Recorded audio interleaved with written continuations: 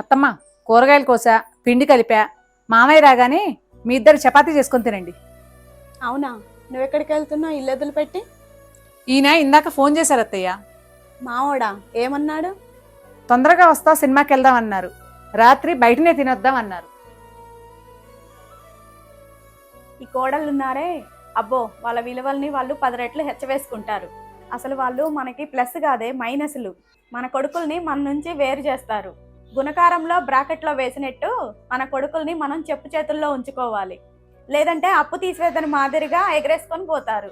మన ఆస్తుల్ని బాగా హరించుకుంటారు. ఒక్క లెక్క కాదే, మొత్తం లెక్కలు బుక్కే వాళ్ళు.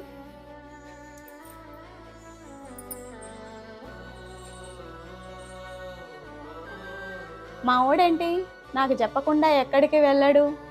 ఇప్పుడేంటి పెళ్ళాన్ని తీసుకొని సినిమాకి వెళ్తా అంటున్నాడు? వేస్తా ఈ సినిమాకి క్లైమాక్స్ కార్డ్ వేస్తా.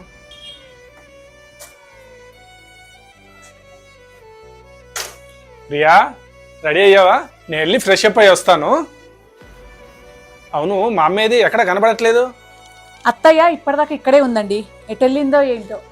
సరే, బెడ్రూమ్ లో ఉన్నట్టుంది, నేను వెళ్ళి చెప్పేసి వస్తా. మనం సినిమాకి వెళ్దాం. ఇప్పటిదాకా బానే ఉన్నావు కదా, సడన్ గా అలా అయ్యావేంటి? మన సినిమాకి వెళ్ళొద్దా? ఏంటి పోయేది? సినిమా అక్కడ కాదు, ఇక్కడ మొదలవుతుంది డ్రామా. పోయి చూడు.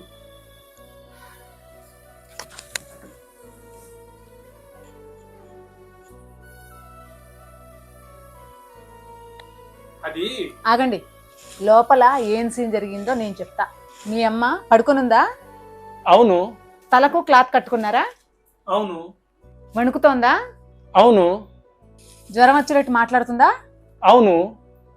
లోపల ఏం జరిగిందో చూసినట్టు కరెక్ట్ గా చెప్తున్నావు. ఇవన్నీ నీకెలా తెలుసు?